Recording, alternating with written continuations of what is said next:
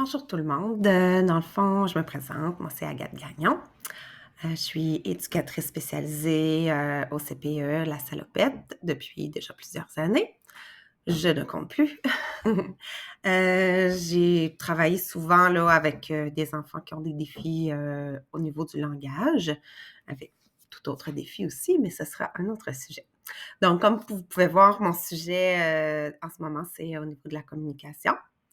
Je vais faire quelques vidéos là, pour vous donner un petit peu plus d'informations.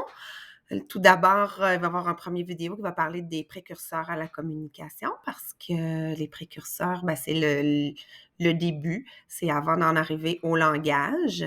Fait qu'on on va regarder ensemble c'est quoi tous les précurseurs. Ensuite, on va parler du langage, le développement là, typique du langage par tranche d'âge, qu'est-ce qu'on doit surveiller aussi. Comme vous pouvez voir, je vous ai mis là, ça s'appelle les composantes du langage. C'est que le langage, c'est pas nécessairement juste qu'est-ce qu'on entend, donc la prononciation, ça serait une des composantes qui s'appelle la forme. C'est la phonologie, donc, comme je disais, la prononciation, la morphosyntaxe aussi, qui est plus au niveau des structures de phrases. On a aussi la composante sémantique. Ça, c'est le contenu, c'est-à-dire le vocabulaire que l'enfant peut utiliser.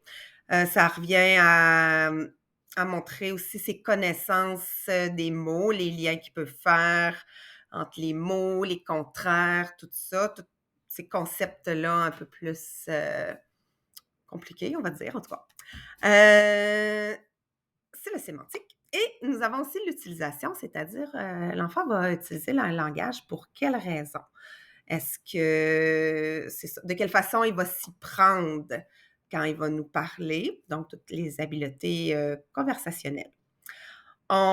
On n'oublie pas, tout le monde le sait, mais bon, je le redis quand même, ça fait partie du langage. Il y a la sphère expressive, donc de quelle façon l'enfant va transmettre son message. Et il y a aussi la sphère réceptive, qui est parfois, selon moi, plus difficile à observer, mais qui est tout autant importante.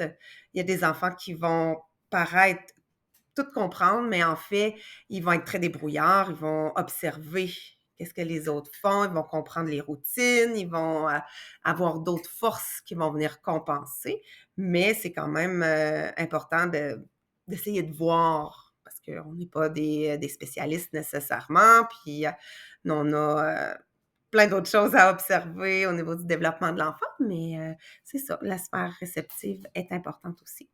Je vous montre sous peu une autre image qui va vous aider à retenir là, ces composantes-là là, au niveau du langage. Merci. Bonjour, je continue. Voici le visuel que je vous parlais, là, qui peut aider au niveau de retenir les différentes composantes du langage. Donc, on compare ici le langage à un cadeau. Ce qu'on voit ici, c'est pas le même ordre de ce que je vous ai parlé tantôt, mais ça va revenir au même. Donc, on a la raison du cadeau. Ça, c'est l'utilisation. Donc, comme je disais, le pourquoi l'enfant parle. Donc, là, c'est ça. On sait pourquoi l'enfant parle, pourquoi il donne un cadeau. Est-ce que c'est pour demander quelque chose? Est-ce que c'est pour protester, pour répondre à une question, etc. L'enfant, il a-tu le goût de communiquer? Est-ce qu'il s'y prend de la bonne façon? Dans le sens, est-ce qu'il regarde la personne? Est-ce qu'il attend son tour de parole? Etc. Fait que tout ça, c'est l'utilisation du langage. On a l'emballage du cadeau. Fait que ça, c'est la forme. Donc, le comment l'enfant parle, de quelle façon il s'y prend pour transmettre son message. C'est les sons, les gestes, les mots, les phrases. Comme on pourrait dire, l'emballage peut être plus ou moins beau, plus ou moins parfait, mais l'enfant améliore la forme de son langage là, en vieillissant. Donc, la prononciation, etc., qui est l'emballage du cadeau. On a le cadeau en tant que tel, donc le contenu. Euh, on parle ici du sens. Quel sens blablabla, moi tu le dire, le sens que l'enfant veut donner à son message.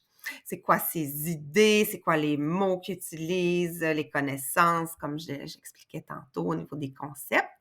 L'enfant, il va parler de quoi? Est-ce qu'il parle de ses sentiments, ses besoins? Tout ça, c'est le cadeau en tant que tel, donc le message en, en proprement dit. Et au niveau de ça, c'était l'expressif. Et au niveau réceptif, on voit ici, c'est comme quand on reçoit le cadeau. Donc, on en comprend quoi de ce cadeau-là?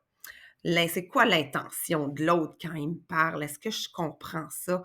Est-ce que, est-ce que je suis attentif quand la personne me parle? Est-ce que j'ai un bon dictionnaire dans ma tête qui m'aide à comprendre les mots que l'autre personne utilise en s'adressant à moi? Etc. Fait que c'était ma petite image au niveau des composantes. Merci beaucoup. Au revoir.